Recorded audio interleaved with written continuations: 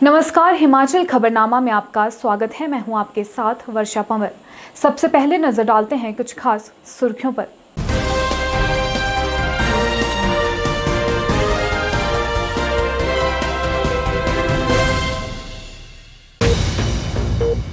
राज्यपाल बंडारू दत्तात्रेय के सम्मान में राज्य सरकार द्वारा पीटर हॉफ में हाई टी का किया गया आयोजन।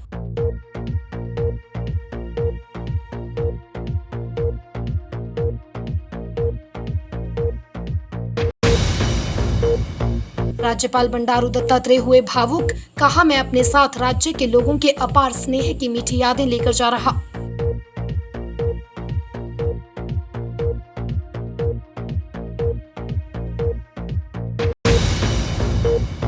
शहरी विकास मंत्री सुरेश भारद्वाज ने पार्टी कार्यकर्ताओं से किया आह्वान, कहा मिशन रिपीट की तैयारियों में जुट जाएं कार्यकर्ता।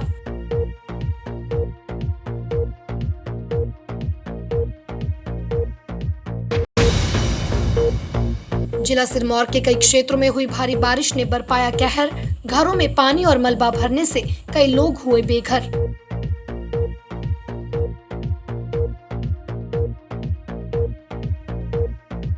सुर्खियों के बाद अब खबरें विस्तार से। निवर्तमान राज्यपाल बंडारू दत्तात्रेय के सम्मान में राज्य सरकार द्वारा शिमला के पीटर हॉफ में हाई टी का आयोजन किया गया। इस अवसर पर राज्यपाल ने कहा कि मैं अपने साथ राज्य के लोगों के अपार स्नेह की मीठी यादें लेकर जा रहा हूं। दत्तात्रेय ने कहा कि हिमाचल तेजी से विकास के पथ पर है और मुख्यमंत्री जयराम ठाकुर के कुशल नेतृत्व में सरकार अच्छा काम कर रही है। वहीं मुख्यमंत्री जयराम ठाकुर ने कहा कि राज्य का सौभाग्य है कि बंडारू दत्तात्रेय के हिमाचल प्रदेश के राज्यपाल के रूप में उनके 1 वर्ष 10 महीने के कार्यकाल में उनका मार्गदर्शन प्राप्त हुआ है। प्रदेश सरकार ने राज्यपाल बंडारू दत्तात्रेय के सम्मान में पीटर हॉफ में हाई टी का आयोजन किया। इस मौके पर मुख्यमंत्री ने राज्यपाल को पारंपरिक हिमाचली टोपी और शॉल और भारतीय और बौद्ध संस्कृति की प्रतीक थंका पेंटिंग भेंट कर सम्मानित किया। इस अवसर पर राज्यपाल ने कहा कि हिमाचल प्रदेश बहुत ही सुंदर प्रदेश है और यहाँ के लोग परिश्रमी, विकासशील और संतोषी हैं। लोगों के मन में बहुत पवित्रता, भोलापन व अपनापन है। उन्होंने कहा कि हिमाचल को छोड़कर जाना उनके लिए बेहद ही भावुक क्षण है। उन्होंने कहा कि प्रदेशवासियों के अपार स्नेह की यादें वे अपने साथ लेकर जा रहे हैं। राज्यपाल ने कहा कि इस दौरान हर वर्ग, सभी राजनीतिक दलों, सामाजिक, सांस्कृतिक संस्थाओं और सभी संगठनों और सरकार के सभी अधिकारियों एवं कर्मचारियों का उन्हें भरपूर सहयोग मिला है। बंडारू दत्तात्रेय ने कहा कि हिमाचल प्रदेश तेजी से विकास के पथ पर अग्रसर है। मुख्यमंत्री जयराम ठाकुर के नेतृत्व में सरकार अच्छा कार्य कर रही है। इन 2 सालों में उन्होंने जिन हिस्सों का दौरा किया, विकास की दस्तक का अनुभव किया है। उन्होंने कहा कि उनकी कोशिश रही है कि पर्यटन, कौशल विकास और टेक्नोलॉजी पर अधिक फोकस किया जाए। उन्होंने कहा कि भविष्य में स्वास्थ्य संसाधनों को और सुदृढ़ करना है और इसे ग्रामीण क्षेत्र तक मजबूत करना है। उन्होंने कहा कि राज्य को विशेषकर पर्यावरण पर ज्यादा ध्यान देना चाहिए। यहाँ के वन राज्य की शोभा है, इसलिए हरित आवरण को बढ़ना चाहिए। वहीं मुख्यमंत्री जयराम ठाकुर ने कहा कि यह सौभाग्य की बात है कि राज्यपाल बंडारू दत्तात्रेय के 1 वर्ष और 10 महीने के कार्यकाल के दौरान हिमाचल प्रदेश को उनका आशीर्वाद और मार्गदर्शन प्राप्त हुआ। उन्होंने आशा व्यक्त की कि निवर्तमान राज्यपाल को भी इस छोटे से पहाड़ी राज्य का सुखद अनुभव प्राप्त हुआ होगा। मुख्यमंत्री ने कहा कि राज्यपाल के रूप में बंडारू दत्तात्रेय जैसे सज्जन और कर्मयोगी व्यक्तित्व पर प्रदेश और प्रदेशवासियों को गर्व है। उन्होंने कहा कि राज्यपाल ने हिमाचल प्रदेश के लोगों के दिलों पर अमिट छाप छोड़ी है। मेरे जीवन में ऐसा कई बार हुआ जब मुझे नई जिम्मेदारी के साथ उस स्थान को छोड़ना पड़ा। एक लंबे समय तक जब आप एक राज्य में, एक प्रांत में या शहर में काम करते हो तो मानसिक लगाव ज़्यादा हो जाता है, लेकिन हिमाचल प्रदेश के मामले में मेरा अनुभव बिल्कुल अलग है। हिमाचल प्रदेश बहुत ही सुंदर प्रदेश है और बहुत पवित्र स्थल भी है। इस देवभूमि में मैं आकर मैं इतना जो है प्रसन्नता हुआ मेरा जिंदगी में, मैं हिमाचल प्रदेश को भूल नहीं पाऊंगा, ऐसा मेरी भावना है। आदरणीय श्री बंडारू दत्तात्रेय जी हिमाचल प्रदेश में एक बहुत महत्वपूर्ण जिम्मेदारी निभाते हुए अपने इस दायित्व को पूरा करने के साथ दूसरे पर हमारे पड़ोस के प्रांत में जा रहे हैं। देवभूमि हिमाचल प्रदेश में आपका एक बहुत बहुमूल्य योगदान हम सबको मार्गदर्शन के रूप में रहा, और खासतौर से जो आपका स्वभाव इस प्रकार से है, शालीनता, सहजता, सरलता, इसके लिए ये आपके जीवन की पूंजी है, मैं कह सकता हूँ। जहां से आप चुनाव लड़ते थे उस क्षेत्र में भी आपकी लोकप्रियता सबसे बड़ी इसी वजह से कि स्वभाव से सरल हैं, सहज हैं, मिलनसार हैं और सदैव लोगों के बीच में रह करके काम करते हैं। और सुबह से निकल करके शाम तक काम में लगे रहना, ये आपका एक परिचय वहां का भी है। हिमाचल प्रदेश में जब आपको ये दायित्व मिला और जब आपका यहाँ हिमाचल प्रदेश में आना हुआ, लगभग 1 साल 10 महीने का ये कार्यकाल, इस कार्यकाल को हम सदैव स्मरण रखेंगे। लेकिन आज मुझे इस बात की प्रसन्नता है कि जो आपने हिमाचल प्रदेश में जो दायित्व राज्यपाल के रूप में निभाया, जिसमें आपने एक बार नहीं अनेकों बार हम सबका मार्गदर्शन भी किया और अपने जीवन के अनुभवों का जिक्र करते हुए बहुत कुछ आपसे सीखने को मिला। हिमाचल जितना सुंदर और शांत है, यहाँ के लोग भी उतने ही प्यारे हैं। यह बात शिमला स्थित राजभवन में राज्यपाल बंडारू दत्तात्रेय ने मीडिया कर्मियों से बातचीत के दौरान कही। उन्होंने कहा कि हिमाचल में बतौर राज्यपाल दी गई सेवाओं के दौरान उन्हें कांग्रेस और बीजेपी का पूरा सहयोग मिला है। उन्होंने कहा कि हिमाचल देश का आदर्श राज्य है। वहीं उन्होंने चीन सीमा से सटे इलाकों में इंफ्रास्ट्रक्चर बढ़ाने के लिए रक्षा मंत्री राजनाथ सिंह से भी चर्चा करने की बात कही। हिमाचल से रुखसत होने से पहले राज्यपाल बंडारू दत्तात्रेय ने कहा कि उन्हें यहां पर दोनों राजनीतिक दलों से पूरा सहयोग मिला है। वे अपने मन में इस सुंदर प्रदेश की कई अच्छी समृद्धियां लेकर जा रहे हैं। मीडिया से बातचीत के दौरान राज्यपाल ने कहा कि वे हिमाचल से लगती चीन सीमा में वर्तमान हालात पर रक्षा मंत्री राजनाथ सिंह से बात करेंगे। वहां इंफ्रास्ट्रक्चर बढ़ना चाहिए। चीन वहां ढांचे तैयार कर रहा है, इससे हमें सतर्क रहना होगा। राज्यपाल ने कहा कि हिमाचल के डीजीपी को सीमावर्ती इलाकों में पुलिस व जनता के बीच तालमेल बढ़ाने के लिए भी कहा गया है। लाहौल स्पीति के दौरे के दौरान उन्होंने सीमा पर सेना के जवानों से बातचीत की थी। दत्तात्रेय ने बताया कि सीमाओं पर हिमाचल के सीएम समेत डीजीपी से बात हुई है और खुद भी उन्होंने रक्षा मंत्री व गृह मंत्री को पत्र लिखकर स्थिति से अवगत करवाया था। स्थानीय पुलिस को गाँव में जाकर लोगों का हौसला बढ़ाने के आदेश भी दिए थे। दत्तात्रेय ने कहा कि हिमाचल जितना सुंदर है, प्रदेश के लोग उतने ही सुंदर और शांत है। Himachal fruit box of India है। शिमला जिले में बागवानी का प्रयोग किया जाना चाहिए। अभी यहाँ बागवानी में और तरक्की की जरूरत है। नई तकनीक के प्रयोग से बागवानी और आगे बढ़ सकती है। साथ ही बागवानों को फसल के अच्छे दाम भी मिलने चाहिए। इस विषय को लेकर केंद्रीय कृषि मंत्री को पत्र लिखा जाएगा। इसके अलावा राज्यपाल बंडारू दत्तात्रेय ने कहा कि इन्वेस्टर मीट के बाद यहां के उद्योग जगत में नया उत्साह आया है। इन्वेस्टर मीट में पीएम मोदी और अमित शाह के आने से उद्यमियों में भरोसा जगा है। राज्यपाल बंडारू दत्तात्रेय ने कहा कि टूरिज्म को देश के साथ जोड़ने की जरूरत है। इको टूरिज्म व धार्मिक पर्यटन को बढ़ावा दिया जाना चाहिए। इंटरनेशनल एयरपोर्ट से हिमाचल की सूरत बदल जाएगी। गौर हो कि दत्तात्रेय को हरियाणा का राज्यपाल नियुक्त किया गया है और वे 15 जुलाई को वहां पर राजभवन में शपथ ग्रहण कर सकते हैं। हिमाचल प्रदेश राजभवन से सोमवार 12 जुलाई को उनकी विदाई होनी है। इसी दिन प्रदेश के नवनियुक्त राज्यपाल राजेंद्र विश्वनाथ अर्लेकर भी शिमला पहुंचेंगे। मुझे अभी सही जाने के लिए इच्छा नहीं लग रही है, इसलिए ये इतना सुंदर है और बहुत ही, और मेरा स्वास्थ्य भी काफ़ी अच्छा हुआ है। यहाँ के जो वातावरण से मैं जो है सारा अक्लामेटेड हो गया, तो इसलिए मुझे थोड़ा दुख भी लग रहा है। इतनी पार्टी लोगों से मुझे अच्छा स्नेह मिला। उन्होंने दिल खोल के मेरे से काफ़ी विषय बात की। कम्युनिस्ट पार्टी हो, कांग्रेस हो, बीजेपी, सारे लोग जो है और काफ़ी NGOs वो भी जो है काफ़ी मैंने उनसे सीखने का कोशिश किया। सबसे ज़्यादा मुझे अच्छा लगा है एनवायरनमेंट, यहाँ के पक्षी और यहाँ के वृक्ष, यहाँ के वातावरण बहुत ही जो है एनवायरनमेंट में और देश के लिए जो है एक आदर्श भी है। और इसमें हमारा फॉरेस्ट जो है और थोड़ा बढ़ना चाहिए। फॉरेस्ट जितना अच्छा बढ़ेगा उतना अच्छा माहौल होगा।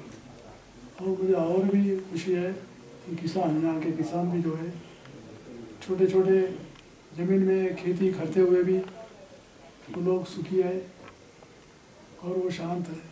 बिकॉज ये is a food box of India. Shimla जो है फूड बॉक्स ऑफ इंडिया है।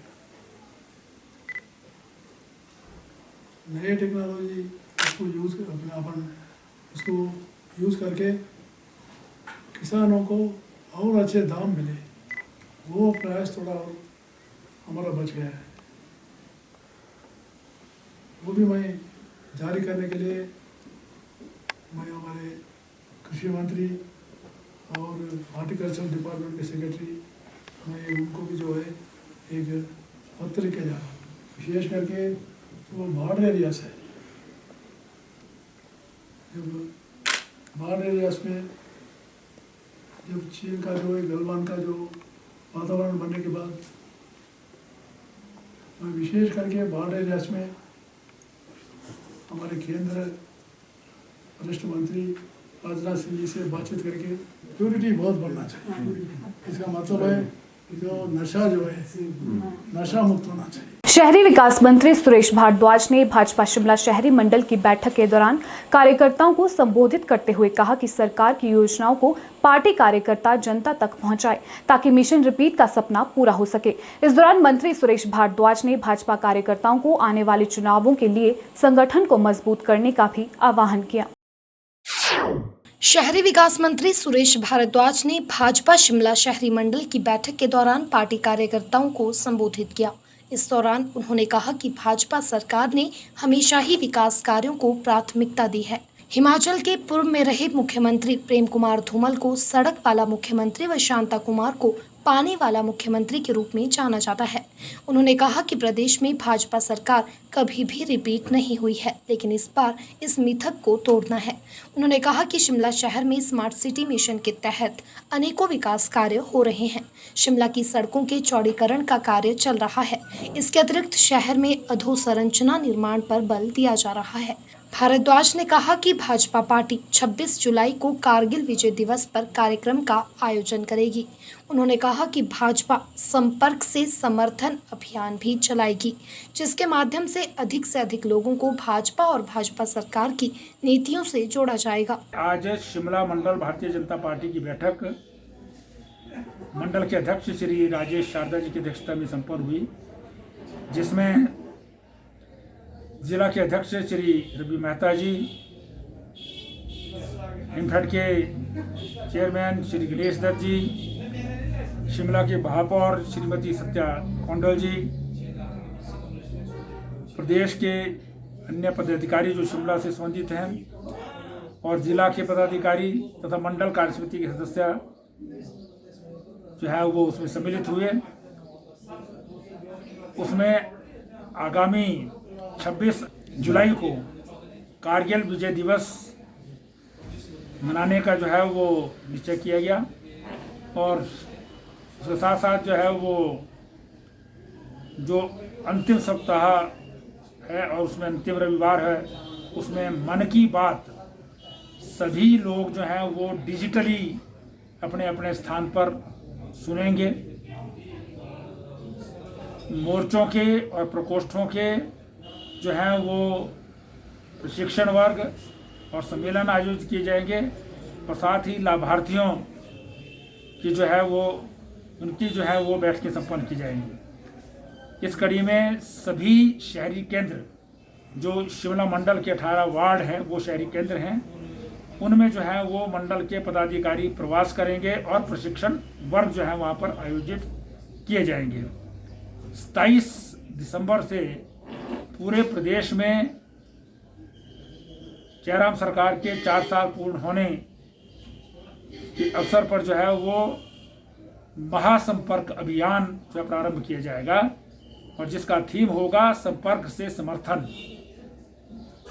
इस पर जो है वो जिलाध्यक्ष ने और अन्य वरिष्ठ नेताओं ने सभी कार्यकर्ताओं का मार्गदर्शन किया और साथ ही साथ जो है ये भी निश्चय किया गया कि आगामी वर्ष होने वाले नगर निगम के चुनाव तथा उससे पहले होने वाले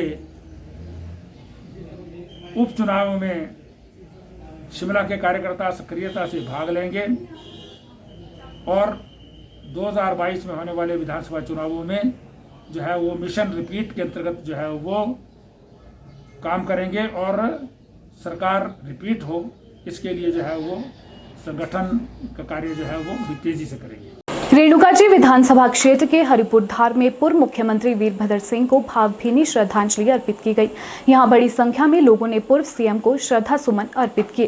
इस दौरान मीडिया से बात करते हुए रेणुका कांग्रेस के महल जॉन अध्यक्ष अनिल शर्मा ने बताया कि पूर्व मुख्यमंत्री वीरभद्र सिंह ने हिमाचल प्रदेश में लंबा राजनीतिक सफर तय किया है और इस दौरान प्रदेश भर में चौतरफा विकास किया है। वहीं कांग्रेस नेता व संगड़ाह पंचायत समिति के पूर्व उपाध्यक्ष दिलीप चौहान ने कहा कि वीरभद्र सिंह गरीबों के मसीहा थे और उन्होंने बिना किसी भेदभाव के पूरे प्रदेश में विकास के कार्य किए। आज हम हरिपुर धार वासी, जिसमें हमारी पंचायत के भी सभी लोग उपस्थित है, तमाम महिलाएं हैं, पूर्व में सीएम रह चुके राजा वीरभद्र सिंह को श्रद्धांजलि दे रहे हैं। राजा साहब का पूरे हिमाचल के लिए राजनीति का एक बहुत लंबा सफर रहा है, जिसमें खासकर हमारे जिला सिरमौर को उन्होंने बहुत ऊंचाइयों तक पहुंचाया है। हम भगवान से प्रार्थना करते हैं कि उनकी आत्मा को शांति दे और हम उनके परिवार को भी इस दुख की घड़ी सहने की शक्ति दे। हम राजा साहब के, हम जितने भी कांग्रेस पार्टी के कार्यकर्ता हैं, राजा साहब के जो दिशा निर्देश थे उस पर कार्य करने का भरपूर प्रयास करेंगे। आज हमारे जो हिमाचल प्रदेश के विकास के मसीहा और गरीबों के हर समय दुख में साथ देने वाले राजा वीरभद्र सिंह का जो अकस्मात निधन हुआ, उसके उपलक्ष्य में हरिपुर धार वासियों ने, ग्राम पंचायत वालों ने, सभी ने आज मौन रखा और हमें बहुत ही दुख है कि ऐसे व्यक्ति के जाने से पूरे हिमाचल वालों को बहुत घाटा हुआ। वो ऐसे व्यक्ति थे जिन्होंने पूरे हिमाचल की जो है ना सारी जितने भी विकास के काम कार्य थे, हर एक जिला प्रदेश किसी बिना भेदभाव के जो है ना सब जगह एक बराबर काम किया और ख़ासकर हमारे लिए तो हरिपुर धार के लिए तो बहुत ही एक तोहफे के उपलक्ष्य में हमें एक सप्ताह सिलू ने अभी पीछे 4-5 साल पहले भेंट की, जिससे हम सदा उनके ऋणी रह गए। इसलिए मैं सभी लोगों से अपील भी करता हूँ कि इस दुख की घड़ी में उनके परिवार को जो है भगवान ढेर सारी शक्ति दे और हमारी जो उनके दुआ है वो हम भी उनसे प्रार्थना करते हैं कि उनको अति सहन करने की शक्ति दे। हिमाचल प्रदेश में पर्यटकों की बढ़ती संख्या अब चिंता का विषय बन गई है। प्रदेश में बढ़ते पर्यटकों की संख्या को देखते हुए कोरोना संक्रमण के फिर से फैलने की आशंका बन गई है। केंद्र सरकार भी हिमाचल में पर्यटकों के जमावड़े को देखकर चिंता जता चुकी है। हिमाचल में घूमने आए पर्यटक आए दिन सोशल डिस्टेंसिंग व कोविड गाइडलाइंस की अवहेलना करते नजर आ रहे हैं। वहीं प्रदेश के दूसरे सबसे बड़े पर्यटन क्षेत्र धर्मशाला में वीकेंड पर भारी संख्या में बाहरी राज्यों से पर्यटक पहुंच रहे हैं। कोरोना की बंदिशों से हिमाचल सरकार ने पाबंदियां क्या हटाई, प्रदेश के पर्यटन स्थल सैलानियों से गुलजार हो गए। आलम यह है कि प्रदेश के दूसरे सबसे बड़े पर्यटन क्षेत्र धर्मशाला में वीकेंड पर अपर धर्मशाला में पैर रखने तक को जगह नहीं मिल पा रही है। लोग अपर धर्मशाला के पर्यटन स्थल global city McLeodganj, Bhagsu waterfall, Bhagsu temple, स्तोवरी, नड्डी डल लेक, धर्मकोट, हैनी समेत यहाँ के पर्यटन स्थलों पर पहुंचकर खूब मस्ती कर रहे हैं। I never visit Himachal side, तो वी प्लान कि इस बार हिमाचल जाते हैं rather than Uttarakhand. And obviously McLeodganj के बारे में काफ़ी सुना था कि it's very amazing place, very smoothing place, nature बहुत अच्छा है। That's why we plan for the McLeodganj.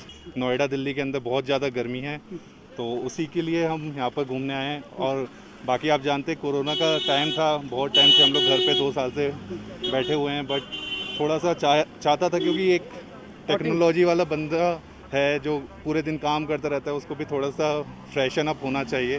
तो वही फ्रेश होने के लिए हम यहाँ पर आए ताकि हम वापस जाएं फिर अच्छे से और काम कर सकें। घूमना है, अभी घूम कर अभी फिर जब वापसी होटल पे जाएंगे, होटल पे होकर फिर हम कहीं जाएंगे घूमने के लिए, फिर वापसी जाएंगे। शहर तो देखो अच्छा है, शहर अच्छा है, लेकिन जैसे गर्मी है, सर्दी है, कभी सर्दी हो जाती है, सर्दी तो होती ही नहीं है, कहीं कम हो जाता है, बल्कि ठीक मौसम है, अच्छा ठीक है मौसम।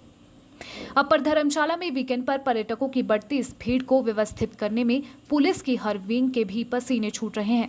आलम यह है कि पुलिस को कड़ी मशक्कत करनी पड़ रही है। थाना मैक्लोडगंज के प्रभारी विपिन की माने तो वीकेंड पर ट्रैफिक व्यवस्था को दुरुस्त करने और पर्यटकों की भीड़ पर काबू पाने के लिए बटालियन से 75 जवानों की अतिरिक्त फोर्स बुलानी पड़ी है और इस थाना के कर्मचारियों को मिलाकर इस वक्त 90 पुलिसकर्मी अपर धर्मशाला में मोर्चा संभाले हुए हैं ताकि पर्यटकों की अच्छे से खैर मकदम की जा सके। थाना प्रभारी ने सख्त लहजे में कहा कि यहां उन्हीं पर्यटकों का स्वागत होगा जो कोविड को लेकर जारी गाइडलाइंस का पालन कर रहा होगा, अन्यथा उनकी ओर से सख्त कार्रवाई की जाएगी। वहीं यहां पहुंचने वाले ज्यादातर पर्यटक कोविड गाइडलाइंस की पालना करते हुए दिखाई दे। फिलहाल अपर धर्मशाला में पार्किंग को लेकर भी चिंता के बादल मंडरा चुके हैं। यहां निजी और सरकारी तौर पर पार्किंग की कैपेसिटी महज 2500 ही है, जबकि यहां 2 दिनों के भीतर 3500 से भी ज्यादा पर्यटक पहुंच चुके हैं, जो कि सबसे बड़ा चिंता का सबब बन चुका है। वीकेंड प्लान में हमने ये निश्चित किया है कि जो भी वाहन धर्मशाला की तरफ से आ रहे हैं उन्हें हम फरसेटगंज से बाइफरकेट करके नड्डी बाइफरकेट करके हम टेंगलवुड से होकर के मैक्लोडगंज चौक पर भेज रहे हैं। वैसे ही मैक्लोडगंज चौक से धर्मशाला जाने वाले वाहन मेन सड़क से व कुछ खड़ा डंडा से होकर के भेज रहे हैं। हमने लोगों को अवेयर करने के साथ साथ अब लोगों पर काफ़ी सख्ती बढ़ा दी है और लोगों को हमने बता दिया है कि जैसे ही आप यहाँ हिमाचल में दाखिल होंगे आपको यहाँ के कोविड अप्रोप्रिएट बिहेवियर व मास्क लगाने के बारे में कानून की पालना करनी पड़ेगी। अगर आप पालना करते हुए आते हैं तो आपका यहाँ पर स्वागत है, नहीं तो आप अपने विचार से इससे सोचें कि कोविड की 3rd वेव जो आने वाली है जिसके बारे में चेतावनियाँ पहले ही जारी कर दी गई हैं। हमने इस महीने में सिर्फ अभी 9 दिन हुए हैं, इसमें हमने 133 मास्क के चालान करके 66,500 रुपया जुर्माना वसूल किया है। लोग बहाने करके बचने की कोशिश करते हैं, लेकिन पुलिस का इसमें 0 टॉलरेंस है। पर्यटकों से आपके माध्यम से मेरा अनुरोध है, हिमाचल टूरिस्ट डेस्टिनेशन है, इसमें आपका स्वागत है, लेकिन अपनी सुरक्षा व अपने परिवार की सुरक्षा, देश की सुरक्षा, इसके लिए आपको कोविड अप्रोप्रिएट बिहेवियर के नियमों का पालन करना होगा। प्रदेश सरकार द्वारा अभी तक कोचिंग सेंटर खोलने को लेकर कोई फैसला नहीं लिया गया है। धर्मशाला में कोचिंग सेंटर संचालकों ने प्रदेश सरकार से मांग उठाई है कि जिस तरह से सभी बाजार खोल दिए गए हैं और प्रोफेशनल एजुकेशन सहित अन्य सिस्टम को भी ओपन किया जा रहा है, ऐसे में कोचिंग सेंटर्स भी खोल दिए जाने चाहिए। उन्होंने कहा कि प्रतियोगी परीक्षाओं की तैयारियों के लिए ऑनलाइन सिस्टम में कई दिक्कतें पेश आ रही है। ऐसे में प्रदेश सरकार को विद्यार्थियों के भविष्य के बारे में सोचकर कोचिंग सेंटरों को खोल दिया जाना चाहिए। जो निजी शिक्षण संस्थान है वो पिछले 15-16 महीने से जो है वो बंद है और उनको हमारी खोलने की मांग है कि उन्हें जल्द से जल्द चरणबद्ध तरीके से खोला जाए, क्योंकि बाकी जितने भी और सेक्टर हैं जैसे टूरिज़्म हो गया, आपका रिलीजियस सेक्टर हो गया, जितने भी और सेक्टर्स हैं वो धीरे धीरे जो है वो खुल रहे हैं और साथ ही बाकी स्टेट्स जो हैं वो भी धीरे धीरे इस मामले में जो आगे बढ़ चढ़ के जो है वो कंट्रीब्यूशन कर रही है। बाकी स्टेट्स भी जो है वो धीरे धीरे खुल रही हैं, वहाँ पे भी आपके कोचिंग सेंटर्स जो हैं वो खुल रहे हैं और बच्चों का जो भविष्य है वो इसके ऊपर टिका हुआ है। अगर आप एग्जामिनेशन रेगुलर बेसिस पे निकाल रहे हो और बच्चों को पढ़ने के लिए कोई संस्थान ही नहीं है, कोई जगह नहीं है, तो बच्चे जो हैं वो उस चीज़ को कैसे पढ़ पाएंगे, कैसे उन एग्ज़ाम्स को क्लियर कर पाएंगे और कैसे उनका भविष्य जो है वो बन पाएगा। ऑनलाइन माध्यम जो है वो इतना उपयोगी नहीं है, हम वो आज़मा के देख चुके हैं, हमने 1.5 साल से वही माध्यम आज़माया है और हम आपको वो चीज़ मतलब एक गारंटी के साथ बोल सकते हैं कि ऑनलाइन माध्यम से इतनी अच्छी शिक्षा नहीं प्रदान की जा सकती जितनी ऑफलाइन माध्यम से की जा सकती है। तो सरकार से विनम्र निवेदन है फिर से कि सरकार जो है वो हमारे निजी संस्थानों को खोलने के लिए कुछ अहम कदम या कुछ ठोस कदम उठाए। धर्मशाला के पास रामनगर में शनिवार रात एक गाय सड़क के किनारे नाले में जा गिरी। भूखी प्यासी रात भर बारिश में गाय 15 घंटे तक वहीं फंसी रही। गाय को निकालना काफी मुश्किल था। वहीं जब क्रांति एनजीओ को इसकी जानकारी मिली तो उन्होंने अग्निशमन विभाग के कर्मचारियों की मदद से इस गाय को वहां से बाहर निकलवाया, जिसके बाद वहां पहुंचे सभी लोगों ने एनजीओ व अग्निशमन विभाग की सराहना की। धर्मशाला के पास रामनगर में सड़क के किनारे नाले में गिरी गाय को क्रांति एनजीओ और अग्निशमन विभाग के सहयोग से सफलतापूर्वक बाहर निकाला गया। क्रांति संस्था के संस्थापक धीरज महाजन ने बताया कि इस तरह किसी बेजुबान के लिए अपनी जान जोखिम में डालकर उसकी जान बचाने के बाद जो सुकून मिलता है उसकी तुलना किसी से नहीं की जा सकती। इस मुहिम में क्रांति एनजीओ के संस्थापक धीरज महाजन और अग्निशमन विभाग के कर्मचारी शिव चरण दास, अशोक कुमार, एसपीसी राजेंद्र ने बढ़ चढ़ कर साथ दिया। जब भी कोई बेजुबान इस तरह से मुश्किल में होता है या चारे की समस्या होती है तो यह संस्था आगे हाथ बढ़ाकर मदद करती है। चाहे पशु पक्षी या जानवर कुछ भी हो, उसके लिए क्रांति की टीम हमेशा तैयार रहती है।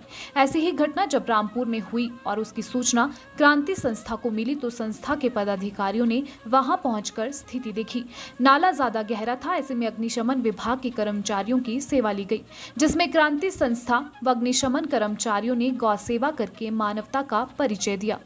गाय कभी राजनीतिक मुद्दा बन के रह गई तो कभी धार्मिक मुद्दा बन के रह गई, लेकिन गाय को वो दर्जा मिल ही नहीं पाया जो हिंदू संस्कृति में गाय का था।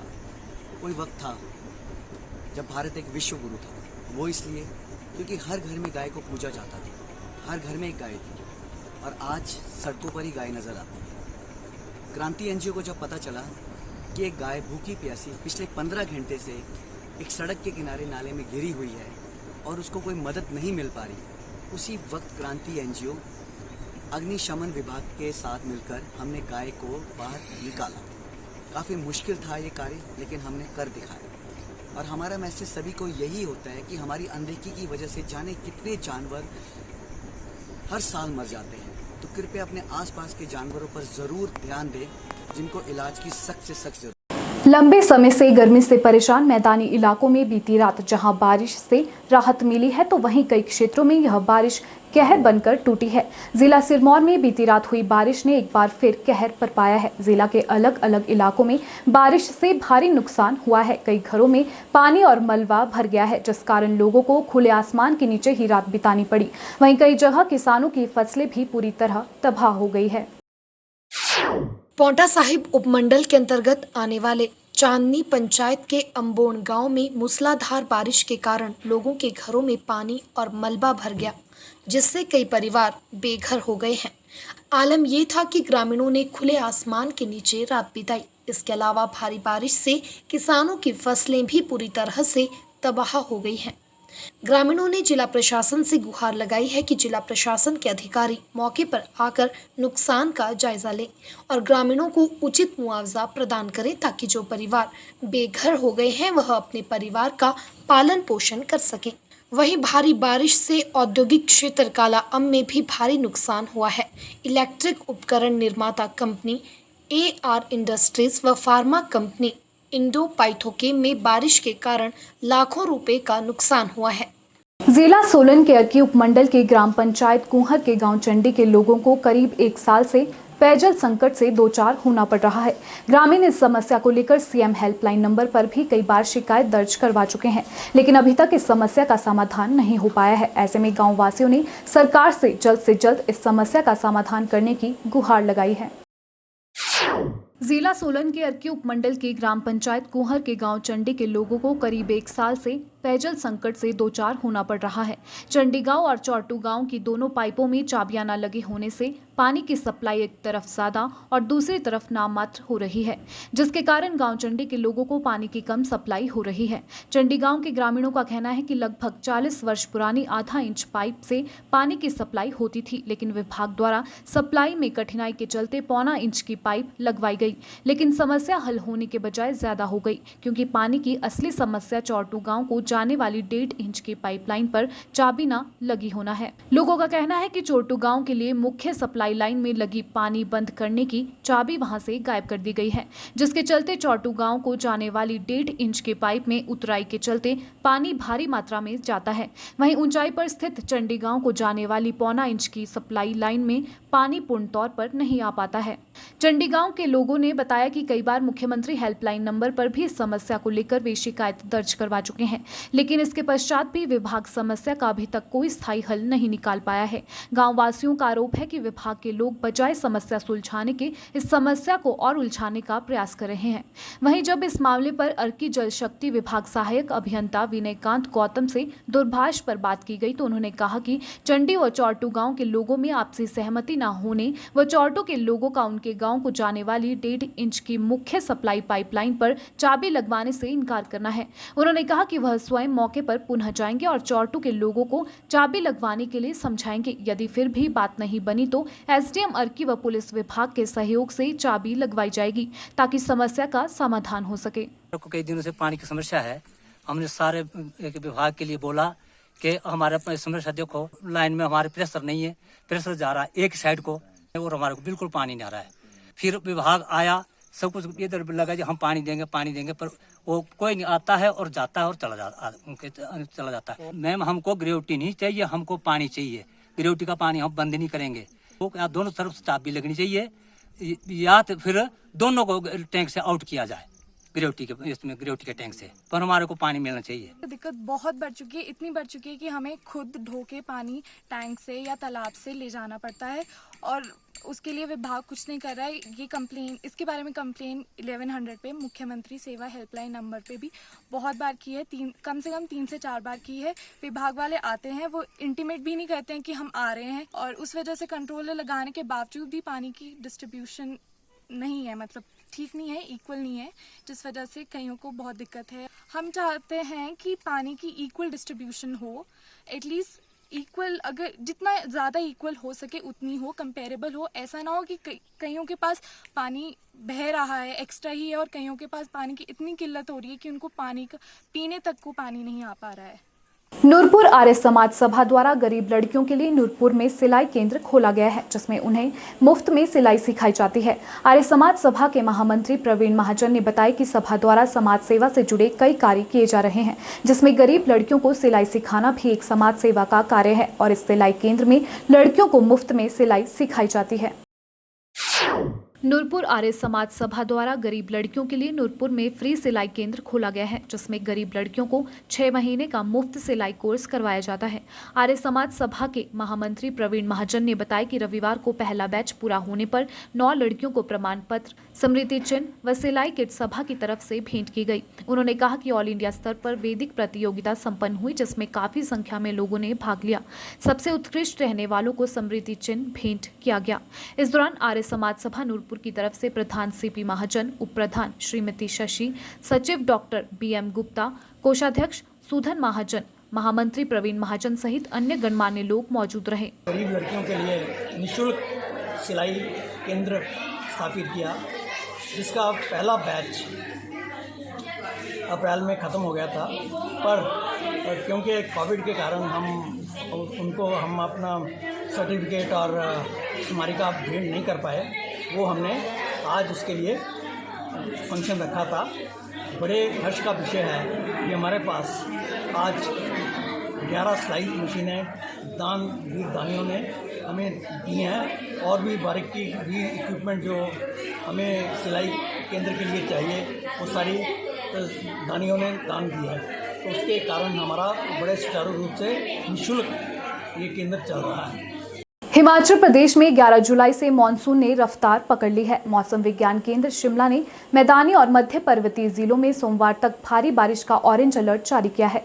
16 जुलाई तक पूरे प्रदेश में मौसम खराब बने रहने का पूर्वानुमान है। बता दें, बीते कई दिनों से विभाग की ओर से मौसम को लेकर जारी अलर्ट व पूर्वानुमान फेल ही साबित हुए हैं। हालांकि शनिवार और रविवार को प्रदेश के कई क्षेत्रों में बादल बरसे। हिमाचल प्रदेश में पिछले 24 घंटों में बहुत से स्थानों से रेनफॉल एक्टिविटी रिपोर्ट हुई है, जिसमें कि डिस्ट्रिक्ट सोलन, शिमला, सिरमौर, बिलासपुर में moderate to very heavy rainfall activity report हुई है। स्टेशन वाइज बात करें तो श्री नैना देवी में 180 mm और नाहन में 119 mm रेनफॉल रिपोर्ट हुई है। बाकी आपके डिस्ट्रिक्ट में ऊना, कुल्लू और आपके चंबा में लाइट टू मॉडरेट रेनफॉल हुई है। और अगले 48 घंटों में मौसम खराब रहेगा, जिसमें कि आपका heavy to very heavy rainfall होने का भी पूर्व अनुमान है। और डिस्ट्रिक्ट आपके सोलन, सिरमौर, शिमला, बिलासपुर, कांगड़ा में हैवी रेनफॉल होने का पूर्व अनुमान है। और ये जो रेनफॉल एक्टिविटी है ये 14 से 15 जुलाई तक जारी रहने का पूर्व अनुमान है। हिमाचल खबरनामा के इस अंक में इतना ही। नमस्कार।